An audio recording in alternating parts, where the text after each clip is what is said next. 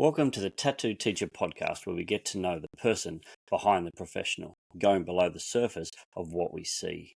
Join with me as I talk with some incredible individuals from Australia and the world. There are a few audio issues on this episode for the first few minutes, so stick with me for a great conversation with the ideas guy, Ben Whitaker.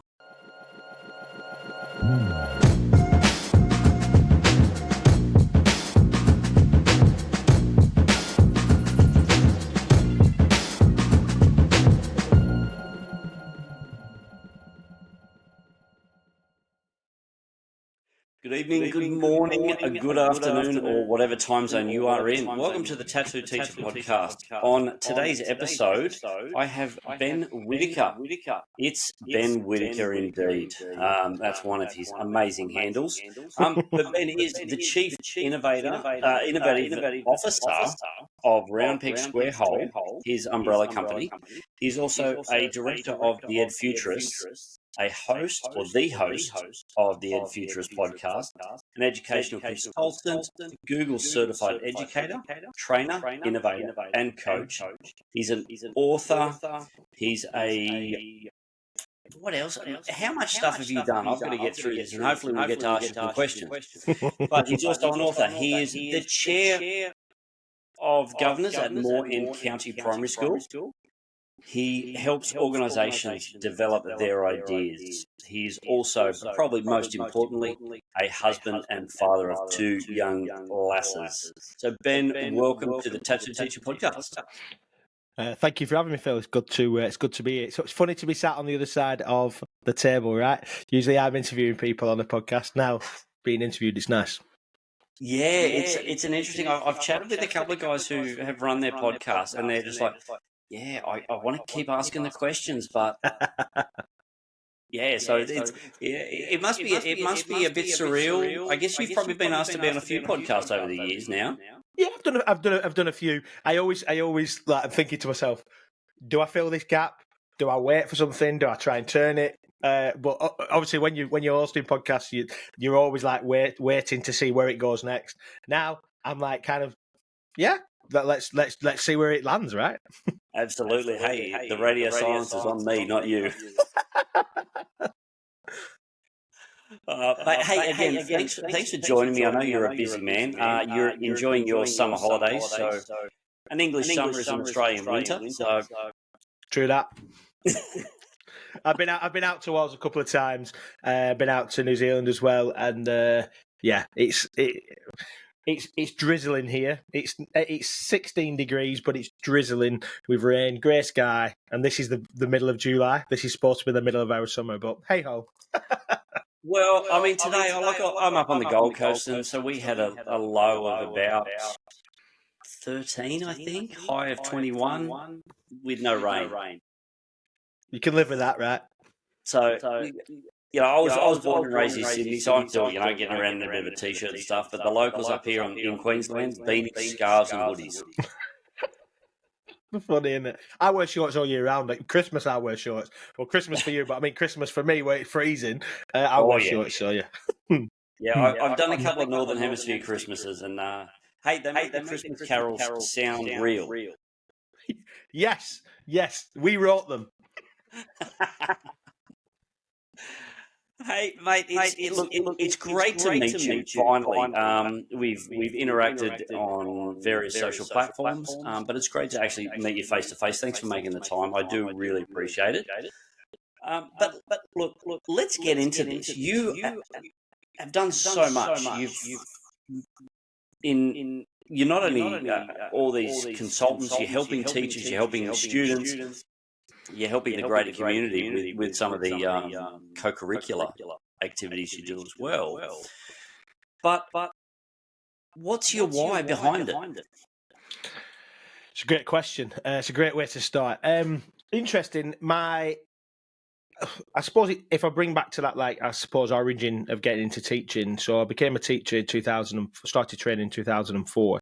And the principle of the reason why I did that is I have a I've always been involved in youth and community work, from background working in a church and volunteering in that space.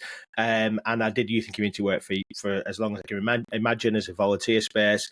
And then I did an internship, and in that internship, I went visiting a school, and we did some lessons and assemblies and all the cool stuff that you used to do when you were working in that space. And I went into this RE class one day, and Mr. Graves, Bob Graves, up in York, and he just had a way with the kids, and they loved RE, and he just had something about him, and I thought, I want to be like that, and thought I wasn't sure what I was going to do after my internship, whether I was going to go into the ministry or something similar. To be fair, I'm kind of glad, and I think the world is glad that I didn't go that way.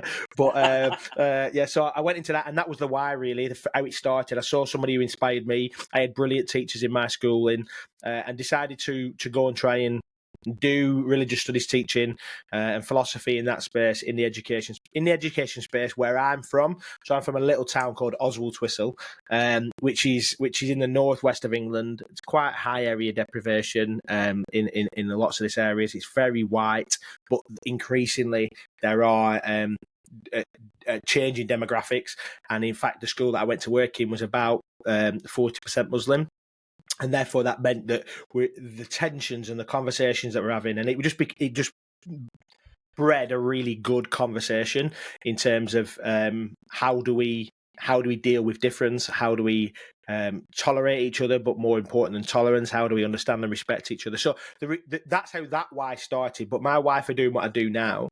I worked, like I said, in education for about 15, 16 years, and on and off. I went out into industry working in a digital marketing agency for a while, which might come up in a conversation. But then I started working for myself, and the reason why I started working for myself, I had a few challenges in terms of my own mental health and struggles in that space. I pretty much was going through burnout. I think that's how we would describe it. And I was undiagnosed ADHD until November last year. So ultimately, what happens is the education system that I'd been in and loved and progressed through was I wanted to do something to help in that space rather than just keep on that hamster wheel. And for my own sanity, for my own health, and for my family, really, because we all know that it's very easy to become consumed by education, and as a teacher, as a leader, and it just take over. And so I wanted to step back and be able to create space for that. And the technology bit was, again, it's about efficiencies and helping people find a way to do what they do and what they love without it becoming a bind. So are there ways to do this more efficiently, more effectively? So yeah, so I have loads of stuff, but ultimately the reason why I do most of what I do stems from Mr. Graves being an inspiration, wanting to give back, wanting to have the conversations about things that really matter and respect, and then moving into a space of being authentic in my own self. And so therefore, this is the reason why I've gone into the ideas stuff. So yeah, I think that really sums it up, even though that's not an elevator pitch, unless we're going to the top of the Empire State Building and we've got loads of space to go. But yeah, that's probably how I'd explain it. No, that's perfect. And it's one of those things where there's always a point in often education where there's someone who makes or breaks you. And by the sounds of it, Mr. Gray. And to be in religious education, which is generally a subject that most students hate. Now, I went to a fundamentalist Baptist school because it was the only Christian school available when I was growing up, and my parents wanted to send us there. But even then, it was just like, man, religious studies? Do I have to? Really? I don't want to. I do that on Sunday. I do this. But do you think his influence, but then also, I guess, your upbringing, you mentioned you have your own faith and you love teaching RE. Do you think that has helped cement your why, but also it's helped guided you through certain hiccups? You mentioned, burnout, which again, we might touch on a little bit later. I've been there as well. So do you think the experiences that you've led up to through your schooling have helped you get to where you are now? Absolutely. I absolutely believe that without being cheesy, we stand on the shoulder of giants. We don't go into anything as a tabula rasa. John Locke talks about tabula rasa. Do we go into a space of a blank canvas in that? We're not. We are a product of all that. Interestingly, my faith journey was not dissimilar in terms of parents were involved in starting churches, and I was involved pretty much every night of the week. There was something, and loved it, and I've always loved it. I brought my own kids up in that. I've been involved in church for a long, long time, and I think what it's done is for a long time, I think it gave me my identity, and then when in terms of like my whole conversation around finding my authentic self and being who I am, it made me question some things, not necessarily things about whether I believe this or believe. Well, some of that came out, but ultimately, Mr. Graves' influence in the class, without being religious himself or particularly religious himself, and in fact, the woman who we both trained as brand new teachers together in the RE department. Interestingly, we both went for the interview for one job. We both got appointed. They created two jobs, and then we found out as we accepted the job that the head of department had resigned whilst we were in the interview, because, and I don't know why. I don't think that. I don't know, but basically, long and short of it is that when we went into looking, when we started, we realised that there wasn't anything there, and it was a bit of a shock. So I think basically what happened is she realised, we're bringing people in, and these people might know what they're talking. I don't know. But anyway, so yeah, we both started. But my point is that Becky Conn, who was like my right arm for a long time, she had no faith, and she would call herself a positive agnostic, but she'd had no faith, and I love that. But the fact that even though because the whole point of religious education was never about proselytizing and like getting people to believe what you believe. Well, for some it is. For me, and the way that we did religious education in a non-faith school, because it was a non-faith school, was we need to understand difference and understanding, and like, how do we come together and deal with conflict, deal with difference, but also appreciate humanity in that space without losing the fundamentals of what we believe, because that was really important for the Muslim children that are in there. It wasn't about saying, we all need to come to the middle, we all need to agree on stuff. No, it's not that. And same for the Christian kids that were in there. It was about how do we appreciate each other in that space rather than just fight against each other all the time. Yeah, so I guess the ability to debate, to disagree, but still have respect for each other. 100%. Yeah. I think society's lost that to a certain extent, but that's me. Yeah, it has, and I talk about critical thinking all the time, like this idea of being able to hold something that you hold dear and allow it to be scrutinized, whether that is a belief about a piece of tech, whether that is a belief about what happens when we die. If you can't hold something out and go, let's just look at this from a variety of different voices, and then be able to then still take it back, like, it's almost like, hold on a minute, do I really believe this?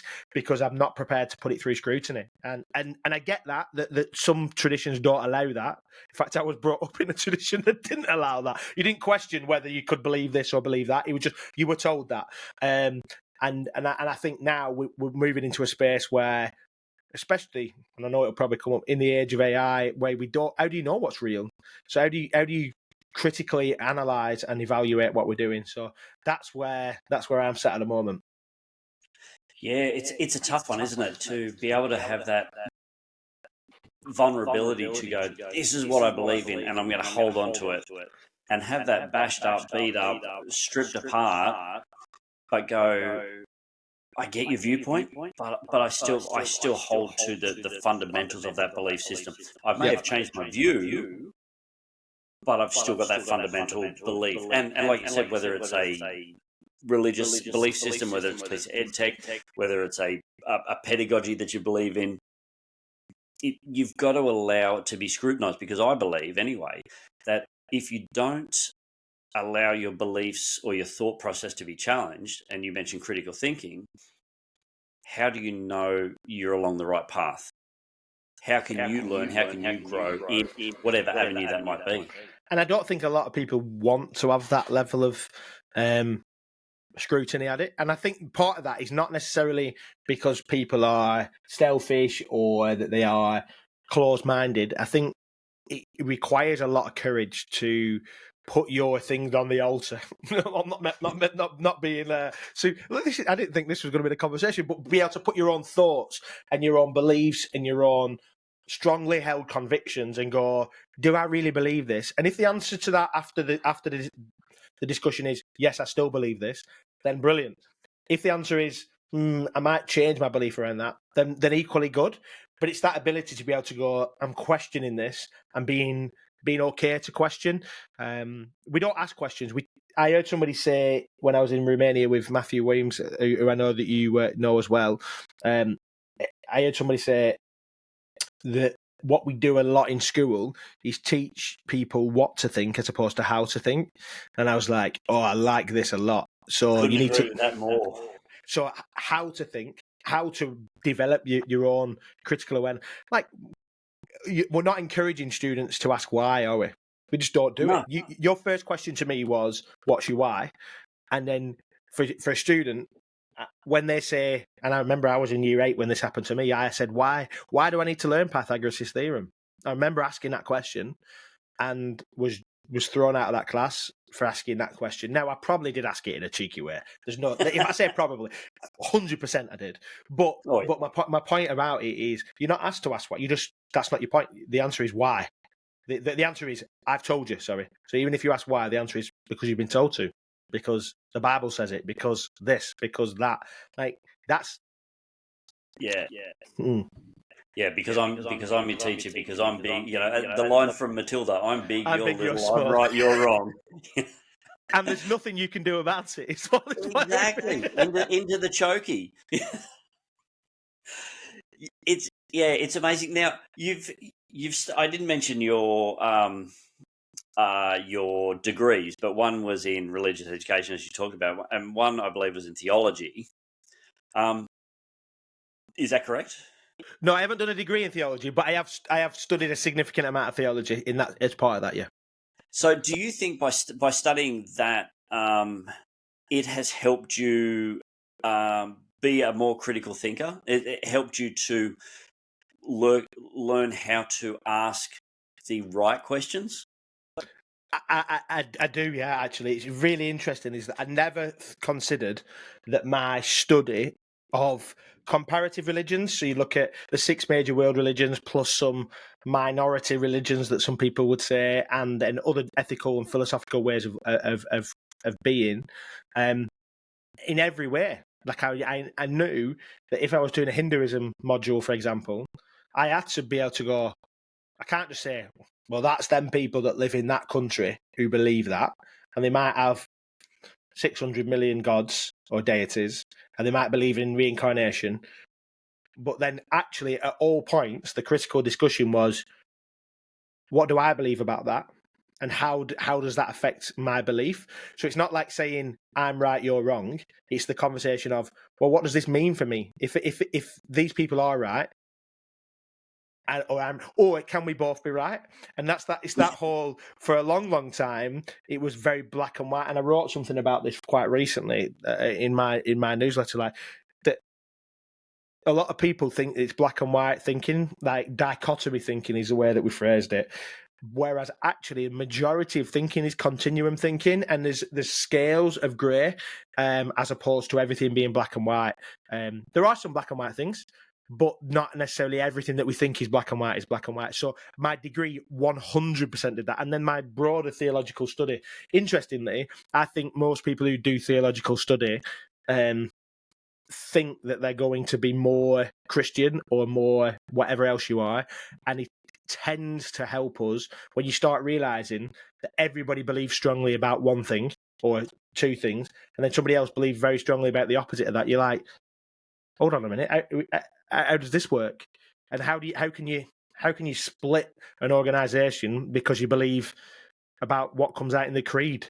and does the spirit emerge from the Father and the Son, or just the Father? Like, literally, a church splits based around that and about what happens with communion, and like you think, hold on a minute, this is absolutely crazy. So it made me really think about what is fundamental, and what is important. What's important, yeah. And have you found that in your teaching career that the students that you'll challenge them, you'll question them, they'll come back with these answers that are, I guess, rote answers that they've learned just from their parents. And then as soon as you challenge their thinking on it, and it could be, again, about Pythagoras, it could be about a piece of EdTech, it could be about whatever the subject they're studying. Do you find that once you challenge them, that they struggle or they excel? It's interesting because when you challenge a previously held belief, most people's reaction or initial reaction is defensive, so they will always fight their corner. And my natural response is to try and win. So I'll prove you wrong. Like, so, and that's been a training in me that I'm having to move away from feeling like I need to win and be right to actually, do I need to be right here, or do I need to ask the right questions that can? And I'll just say, I'm not entirely sure what I think about this, but this have we considered it this way? Could it be this? So like, a perfect example around that is there's lots of conversations in terms of like the polarization around politics and beliefs around that. Well, I have very, very strong beliefs in that, in those things, but that doesn't mean I can. Nowadays, I feel like once on a day I was like hard as nails about it, but then now I realise that there are people at different ends of the spectrum, and we need to acknowledge. It's not about bringing people to my way of thinking. What we're trying to do is make it so that it makes sense, isn't it? I suppose. I think that's where it is. Yeah. Do you think over time, like looking at that, it's just like where education for a long time now, I've been teaching for just over 20 years now, and education for a long time has been, you will think this way and you will do it this way, and this is the right way, and this is the only way. And do you think societally there's so many problems in the education system, not with the teachers, not with principals, and not with schools per se, but the overall system, that societally kids are going, well, I don't have to think that way. I've got the ability to think this way. I've been given the permission to think and question. And so do you think schools are struggling to catch up?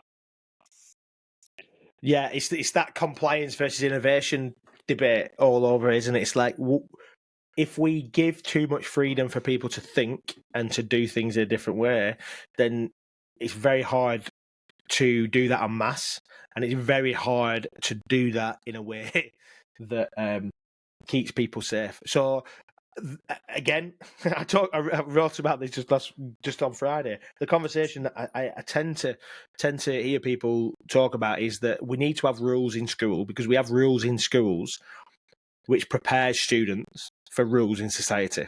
Again, it's a microcosm, and I don't disagree with that. My question is, what rules do we have, and do people understand why we have those rules? So I have a 13-year-old who is in high school here. Good luck. Yeah. And she just doesn't understand some of the arbitrary rules about not even allowed to have a set of studs in their ears, or their skirt needs to be a certain length, or they have to walk on the left, or they have this thing called a clue card, which basically means if a teacher sees them and they've got the chewing gum or they've got something, they have to have that card out that they can sign it, and they get more clue. And they think it feels a little. She said to me, it just feels a little bit too strict.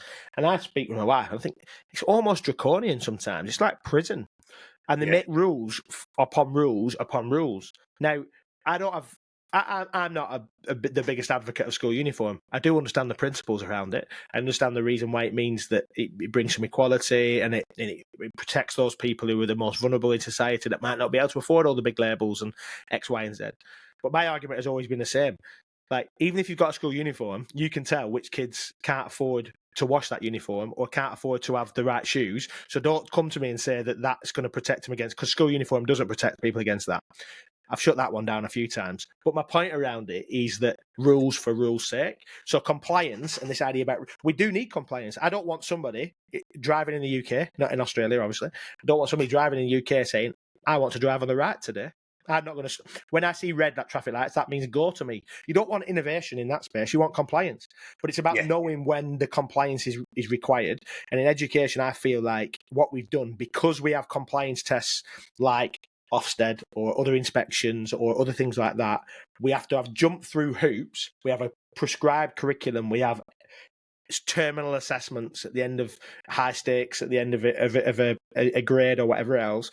All those things have forced us to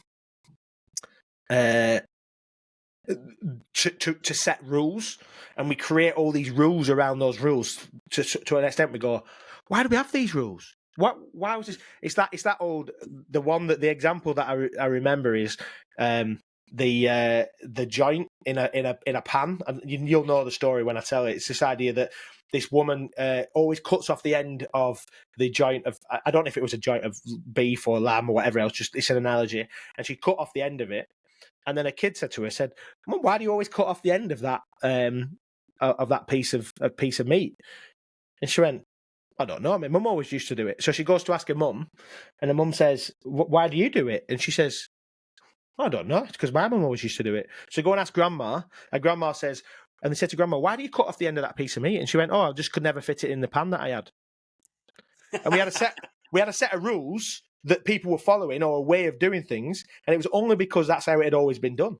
Not because it was because it was necessary. So you can ask the question. So I don't know if I've answered where we were going, but that idea about compliance versus innovation, people are scared to break the rules sometimes, or to disrupt, or to do things a little bit different, because it's hard to do en masse and do at scale. Yeah, it's hard to challenge those ingrained societal rules. I mean, we talk about education. Australia is very similar to, or probably, Australia and England very similar with, there's uniform, regardless whether you go to an elite school or you go to a government school, there's a uniform. You got to wear a uniform. And for me, and I work in the independent system, so fee-paying schools. And for me, it's, kids show up and they have to wear the uniform. But you know what? Sometimes, if they're not in the exact correct uniform, they might have makeup on. Their hair might be the wrong. They might have that pair of studs in that they shouldn't have in. It's like, what's the battle here? Is it the studs? But how about we celebrate the fact they're at school? They're here, and they make those, and they do that. So, like, interesting. Like, my wife used to work as an attendance officer. She's now in the police, but she used to work as an attendance officer in school. And like, so she's probably got it easier now. Now she has to. Well, when she used to have to go and pick children up to come to school who were school refusers or whatever else, like, they didn't care about what uniform they came in. They're like, "Here's a jumper. We'll give you a jumper. It don't matter what shoes you've got on, wear your trainers," because they wanted them in school. Now, what? Then you almost like you're punished if you are a compliant kid who does what they're supposed to do, because you have any level of wanting to express yourself. It's interesting. And we said yesterday, we had some friends around and we were talking about, you can have tattoos in the police now in the UK. You can have tattoos on shore. For years and years and years, that wasn't the case. But kids are still not allowed to wear earrings at certain schools. And you just think, what we making? Why do we keep these rules? Yeah. It's not for what they think it is. It's to prepare them for society. Nah, nonsense. No. Well, I just speaking of preparing for society, and we'll eventually get to some technology stuff. But I don't know if you saw the article that Eton have just made all their students, they would now have to go back to the old Nokia brick phones. So they have to be able to swap their SIMs out, put them in the phone, so they can still text or get a call, but they have no smartphone capabilities. And I'm thinking, what's that rule for? I read the article, couldn't work out why they did it, but again, is it a rule for a rule's sake, or is there, or can't they explain it in a way that people will understand it? And this is the thing, right? The mobile phone thing is a contentious issue, not just in the UK but everywhere. And I'm a big fan of Jonathan Haid's work, where he talks, and he's written a book called The Anxious Generation, talking about mobile phones, and he actually believes that we should remove smartphones, and smartphones should go back to being 16 and over, which I get that, and I would love that to be the case. I do believe that the genie's out of the bottle, or the lamp, or whatever it's in. So rather than ban it, I feel like we need to educate and support. And so, like, I know that my kids are fortunate or unfortunate, whichever way you want to look at it, is that they have got smartphones, but we monitor the use of that, and we have oversight. And actually, some of these companies that are selling to children, probably they need regulation as opposed to children having regulation. So rather than saying stop children using smartphones, the conversation for me was, well, Snapchat, I don't know if you know this, but Snapchat, I only found this out last week, and I literally work in this sector. Snapchat in January, they released a parent page where you can literally turn settings on and off for your young people's social media accounts. So you can turn it off so that you can have snap maps. You can turn off my AI, snap my AI, and all them things. And 99% of parents whose kids have got Snapchat probably don't even know that those things are possible.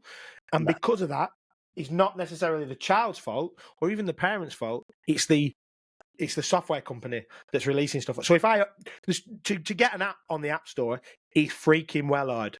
So it could be part of what Apple's or Android's position is that you've got to have support for parents, and if a young person's got this on their phone, do you know what I mean? So there's little things that they could do. Yeah, I think there definitely should be with a lot of these platforms an opt-in rather than an opt-out. And to be honest, in the UK, the GDPR and the EU, the GDPR ruling actually then says that for a lot of terms and conditions, you've got to be opt-in rather than opt-out. So you used to have boxes tick on and off, and now we have them. We have to click them. So there was a move towards that in terms of consent, but I do think that there's a lot of grey area that is not. And sometimes this is where we don't need grey. In that point of black and white before, this is probably where we don't need grey. We need some clear boundaries that support the development of young people. But let's call a spade a spade. 16 is an arbitrary number anyway, because human brain development, it's not mature until they're in the 20s anyway. So let's ban mobile phones until they're in the 20s. That's really what we should do. But we don't. We set 16 as a number, or we set 18 as a number for something. The evidence is probably that's not the case. No, it's a strange world we live in, and there are so many arbitrary rules, especially when it comes to technology. And you know that well. And speaking of technology, and you've been involved in the EdTech sector for a long time. You know, you're a director of the Ed Futurists. You are the host of one of the hosts of the podcast. So you're in this space. You're in the EdTech space. You speak with educators. You speak with tech companies. You trial staff. Now, as an educator myself, and as you've been a teacher, but do you think teachers have been bashed up by EdTech companies over the years?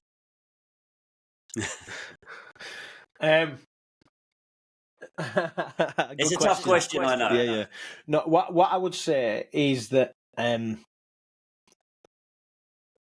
step back, talking my experience. So when I was in the school that I talked about earlier, the one that I was at the longest amount of time, we were very fortunate that we were an early iPad school in the UK. So I think we were one of the first to roll it out 1-to-1 for in the north of England, and that meant that every student in this deprived town, it sounds like it's some kind of but you know what I mean.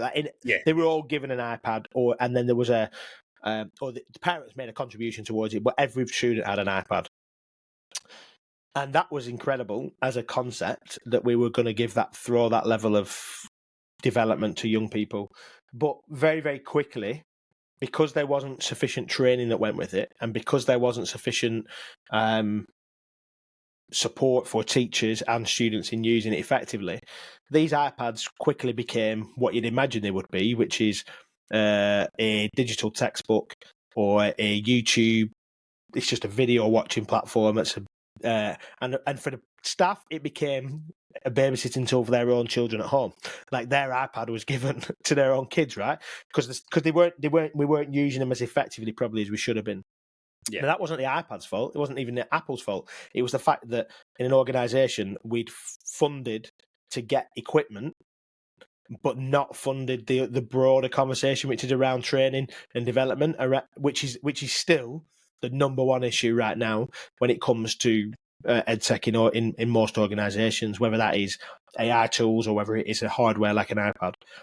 So that's what I would say anyway. And then flipped onto that is probably that phrase around solutionism, and it's this concept that lots of EdTech solutions, they call them that, don't they? EdTech solutions. Yeah. Lots of EdTech solutions don't really know the problem that they're solving. So the irony that they're called a solution, but are they defining what their problem is? And is that a real problem? So some people think we need to be able to do X, Y, and Z. And then my question to a lot of these EdTech companies is which teachers told you that? Because if the teachers told you that, or the students told you that, or the principals told you that, actually, you might not be right. So the conversation of being able to do, I don't know, like we need something that's going to help with homework. Do we? So I remember one of the first ones, I won't mention the name, but one of the first ones that was talking about homework management tools so that schools can put the homework on there, parents can have a login, students can see it, their homework is submitted digitally. Amazing. And it was well before the early days of Google Classroom and all the stuff that goes with it, other things, another tool. And then that tool was like, is that the answer? So we need to create more home. And then it started to become a battering ram, like a stick to beat. You haven't set any homework this week. And then parents started complaining that the children weren't getting enough homework or the quality of the homework wasn't good enough. And you're like, hold on a minute.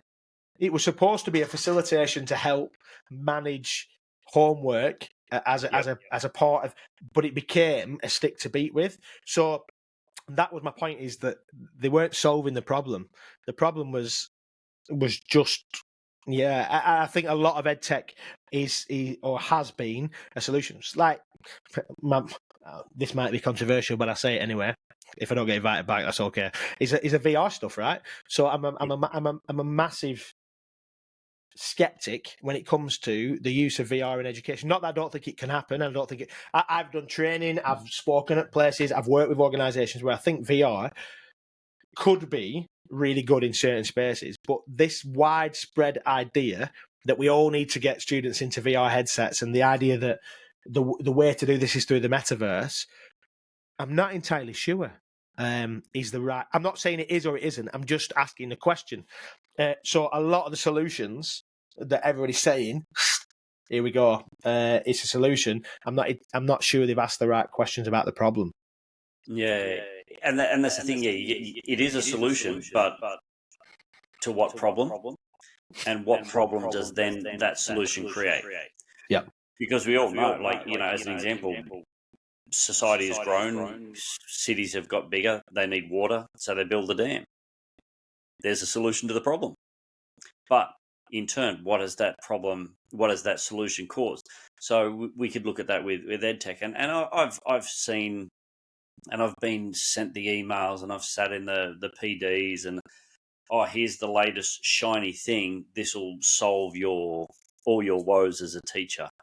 Problem being, you've got to learn all this sort of stuff. Teachers are time poor anyway. Even 20 years ago, we were time poor because that's just part of our role. We give you generally sacrificially above and beyond what we're capable of for the students, because we want them to be the best people. We want them to have that opportunity. I mean, one of my views is students are at school to learn how to learn. We're teaching them how to be people who can cope and act and be a valuable member of society. Now, sometimes that works, sometimes it doesn't. Are they going to remember Pythagoras? Well, maybe if they're going to engineering or architecture, but if they go into something else, then it might not be needed. But part of my goal as a teacher, I know, is to help them to learn how to learn, regardless of whatever they want. And I think to a certain extent, you mentioned that you didn't mention the name of the company, but that tool that they used, probably a very good tool in the right hands. I teach design and tech, so a lot of manual tools. Now, I'm not going to let a year 7, a 12-year-old kid onto a bandsaw. It's a great tool. Yeah, it'll do the job. It'll cut the material that he needs cut, and it'll cut it quickly and efficiently. But there's every chance it's going to cut his finger off at the same time. So, I'm not going to let them use that tool until we've had that training. So, and you touched on how critical training is with these tools. Yeah, and it's about, a lot of that is about, even that example you're talking about, that's about risk management. So you're making a choice based on, okay, I can't just let any old child loose on this because there are features in it that might need specialist instruction or guidance or supervision, or they might not have the same fine motor skills that be able to do that, X, Y, and Z. But if there was a capacity for you to show them how to do that and work with them on using it, and then say, the aim will be that you'll be able to do this, and the way that you do that is by using a handsaw. And when you've been trusted to use a handsaw, then you can use a drill.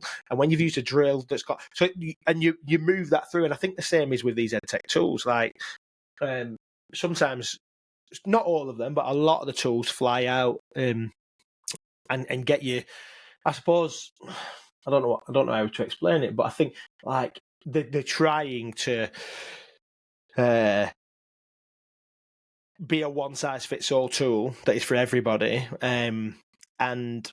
or be very niche and then suggest that everybody needs it. And that's always a challenge. And I get it; it's a business.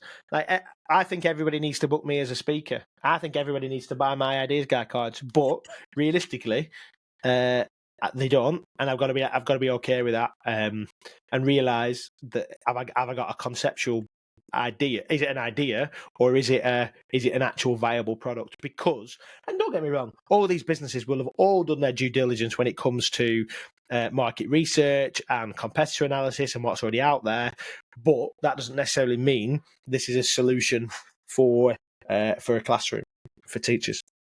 Yeah, absolutely. Speaking of a one size fits all and solution, and everyone has access to it. I'm going to bring up that famous, very popular word now, generative AI.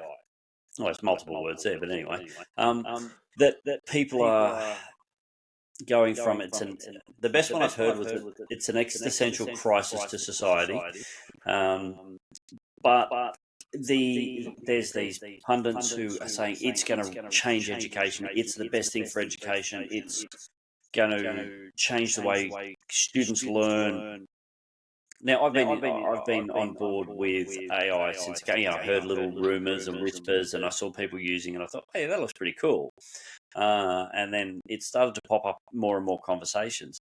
I use it on a daily basis. And I'm using it in classrooms very carefully, but at the speed it's progressing, and what you've seen in the schools that you've visited,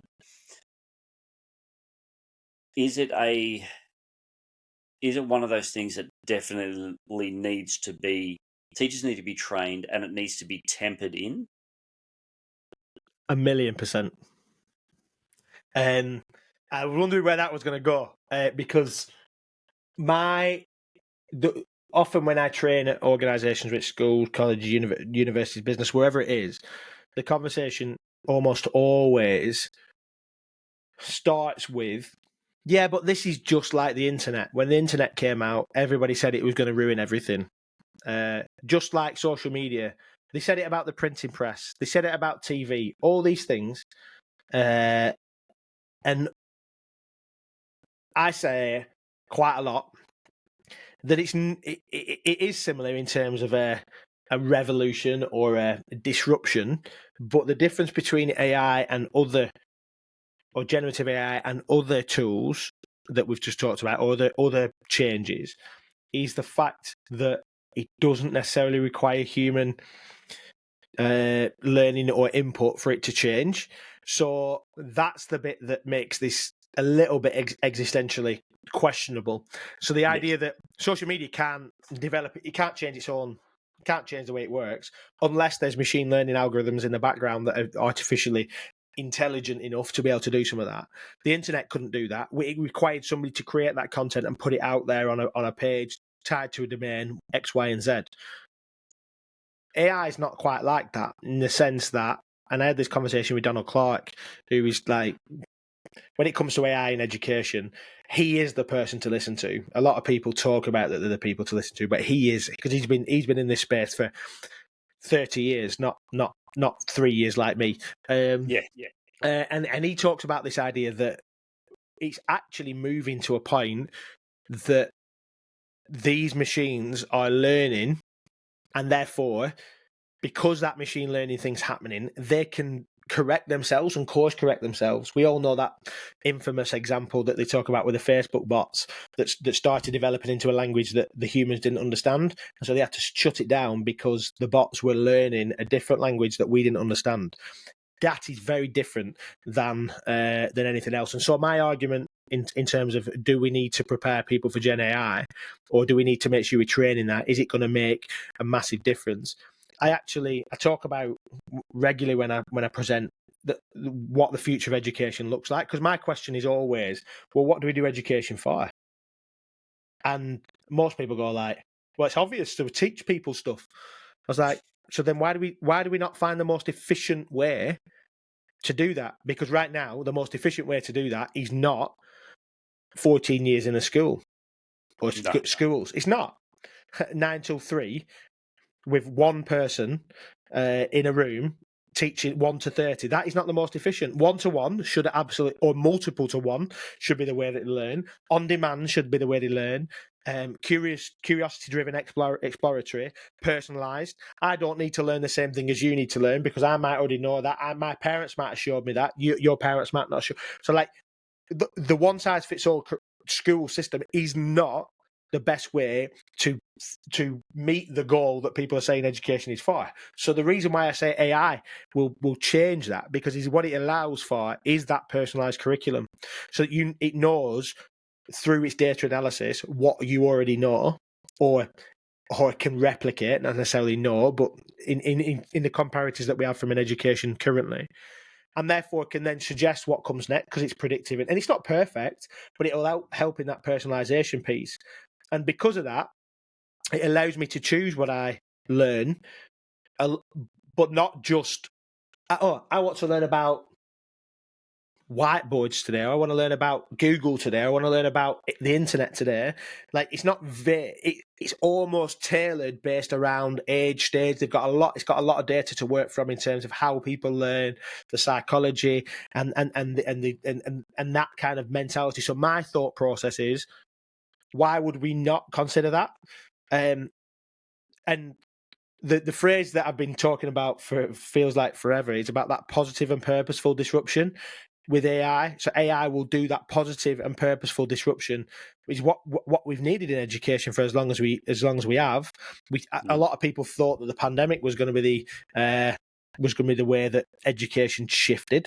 It didn't, because it shifted online for 12 months, and then everybody went, oh, we don't want to do that anymore. Let's go back and let's keep it exactly the same as it's always been.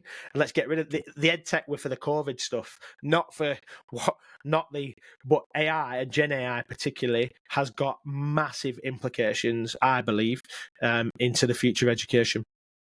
Yeah, it was that real pivot point where COVID was that point where education could have changed. COVID was a disruptor across the board, disrupted everything, as we know.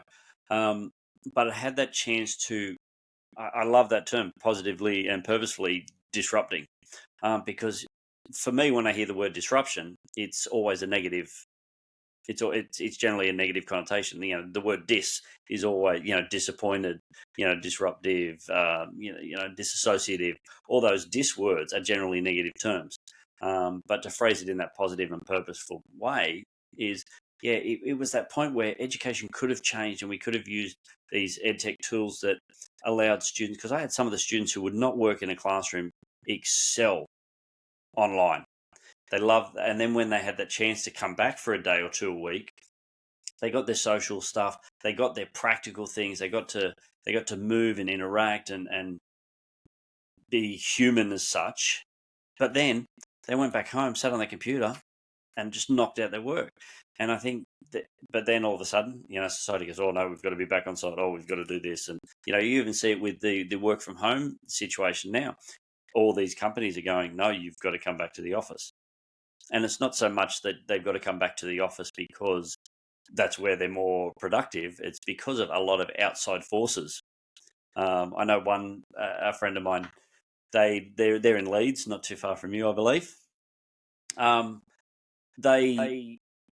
close by. They have to go back to the office now, not because they're more productive, but because the oil companies are losing money, so they want people back in their cars driving because it's good for the GDP.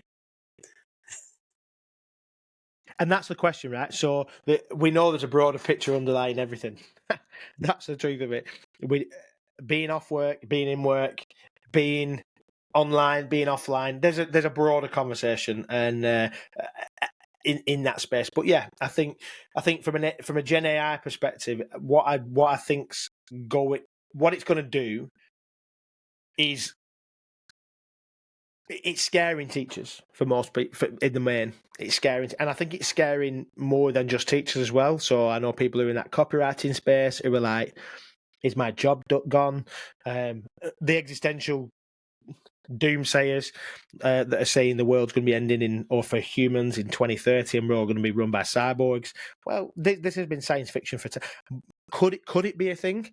I have no doubt that it could be a thing. What I do see right now, though, is that from an education perspective, even if we don't use it all the time in education, which I think is a very real possibility that we won't be able to, for lots of reasons, we have to educate young people about it.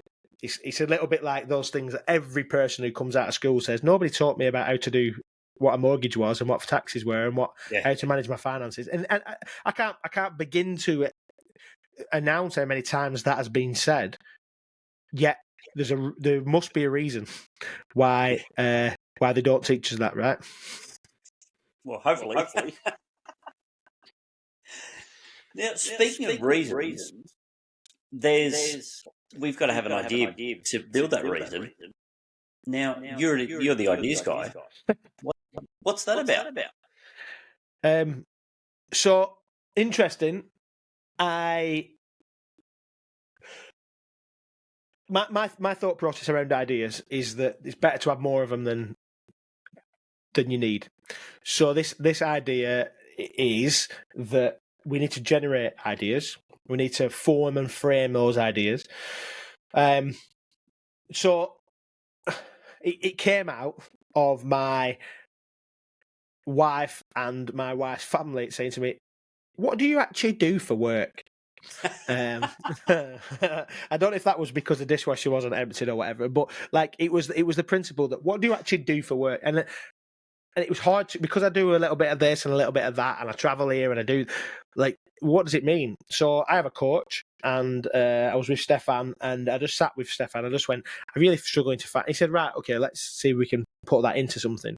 And eventually I developed the acronym for ideas, and ideas stands for innovation, digital, education, authenticity, strategy. And those 5 elements kind of make up what I am about and what my work is around. So yeah, and so the conversation around the ideas guy is, yes, I have that. People say that and say, oh, the ideas guy. But the ideas guy is literally the name of the book that's being released at the end of this year, where I talk about different ideas guys, and I talk about how that's a genderized term, and it shouldn't be, because guy was always a generic thing. It's not a guys and dolls, it's not a guys and gals, it's actually any person who has ideas is an ideas guy. And so I talk about that anyway, and I look at a number of different people, 25 different people throughout history who and even still that some that are alive now that have been ideas guys, and what do we learn from that? And then the whole principle is that I help people form and frame ideas. So I help them with, they read my book and it helps them develop ideas. They use my ideas guide cards. It helps them form and frame ideas. I do workshops and keynotes or coaching or whatever else that looks like. And the whole point of that is I want to throw ideas out and I want to then wrestle with those ideas like we've done today. Like, let's throw them out there. And yes, hold passionate beliefs, but then it's asking questions like whose perspective have I not heard on this that I need to hear? So I might have a set of cards, and I have them on my desk all the time, that says, how can I infuse deeper purpose into my leadership actions today?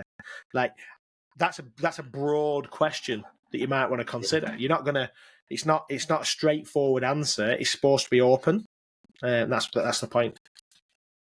Yeah, and I guess you're getting people to think.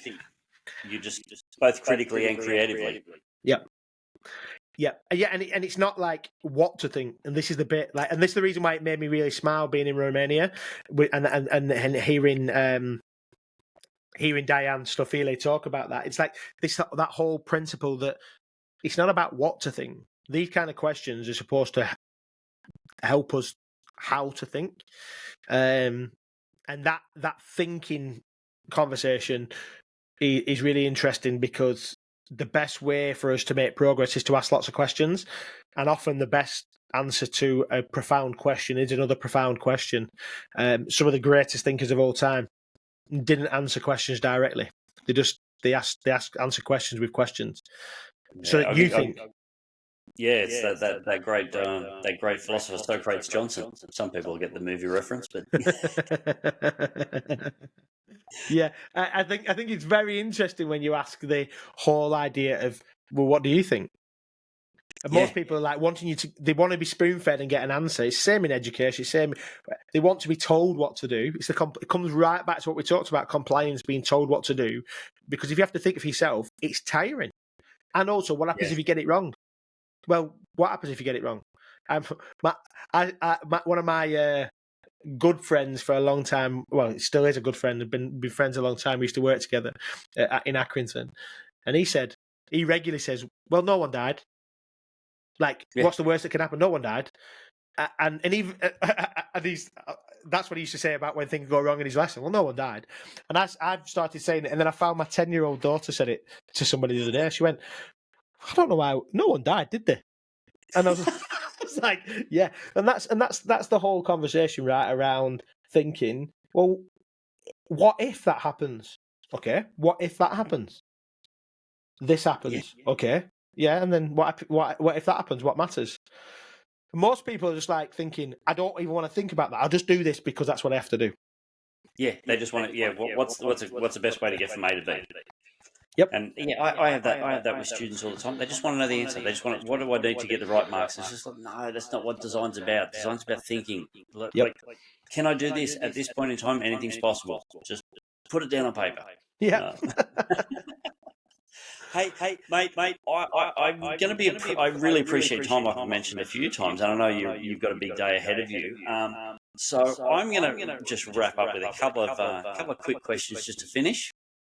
We've delved into some deep stuff. I feel like we probably could have spoke for another hour, but time doesn't permit for either of us. So, just a couple of questions just to finish, just a little bit more personal, with who you might be, who you are as well. So, first one, what's your favourite drink?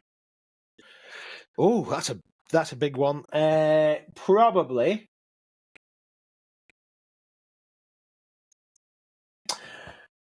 I'm going to say an oat milk latte. Oat milk latte.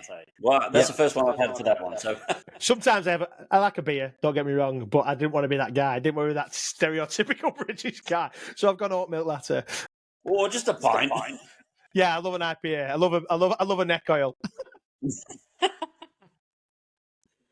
All right. So we've talked about AI, we've talked about EdTech, and AI is the big thing at the moment. So do you have a favourite large language model that you use? Yes. Do you want me to give it you? Yeah, no. I'm a huge fan of Claude right now, Claude AI, and so the 3.5 Sonnet from them is just he's brilliant. So I was always a ChatGPT guy, but now I've moved into Claude, and I'm a fan in that space. I still like I'm starting. ChatGPT as well, by the way. Oh yeah, I've heard lots of great things about Claude, and I'm starting to tinker with it a little bit more. But yeah, I've always been ChatGPT. So I tried Bard for a while, but Yeah, I can't say anything bad about it because obviously I do lots of I'm work glad for Google. I tell you what, I'm just glad Gemini came out. Yeah, true. What's a challenge that you'd like to pose to people listening? Oh, the challenge I would ask is: are you following rules that need questioning? I like it. That's a T-shirt right there. Probably. Or a tattoo. 100%, 100%. Do you have a favourite quote, mantra, or something else that just resonates with you that's helped you through life? Yeah, I think there's a few, but I'm going to say two if that's really quick. So I've got Carpe Diem on my arm. I was inspired by Robin Williams in Dead Poets Society. I love that. But Carpe Diem has been something that I've been a big fan of, and seizing the day and just realising that you're in the moment. The second one, though, is it's this idea that with the same measure that you use is the same measure that will be used back to you. So however you want to work with expect from other people, it's not quite treat others as you like to be treated. It's almost like with the measure that you use, how much are you putting yourself into this, determine what comes back to you. And the continuation of that quote, as I saw the smile, was with the same measure you use, with the same measure will be used back to you. Pressed down, running over, shaken together. Will it be brought? Will men bring it into your lap? And that my understanding was that actually, however it pressed down, shaken together, wherever it happens, it'll be brought into your lap. So just use what you need to use, and then it'll come back. The right thing comes back to you. 100%, 100%. Now, well, the next question you've already answered. You've got the tattoo, so you can't be the Tattoo Teacher podcast without asking my guest. Now, we're running at about 50% at the moment of tattooed, non-tattooed, but you're tipping it over on the tattooed side. 100%. I've got space here that I'm about to put a plan together to finish off this sleeve. Before I'm not allowed anything on my neck. My wife says no, but then let's see where it goes next. I'd like something on my leg, maybe as well. So. Yeah, well, I've just got two new ones just the other week. So nice. And last thing, and I'll put these in the show notes as well. Where's the best place to go and find out more about you? So you could see the handle on the screen there at It's Ben Whitaker, just with one T, on any of the socials, LinkedIn, Instagram, Twitter or X, whatever it is. Or I do have like a rudimentary website, theideasguy.io, which is just being redeveloped. Or if you want to find out about Edufuturists, we've just launched our brand new website last week, actually, www.edufuturist.com. You can find out a little bit about us and our podcast and whatever else as well. Fantastic. Hey, well, Ben, thank you so much for your time. I appreciate it.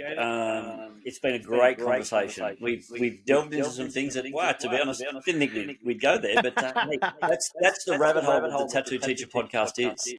Yeah, great. It's getting to know the person behind the educator or the guest. It's finding out, because there's so many stories out in this world, and I think they need to be shared. Yeah, it's very kind. Thank you for having me. I've enjoyed it. Ben, appreciate your time. Have a fantastic day. Enjoy the drizzly summer day. I'll do my best. Thank you.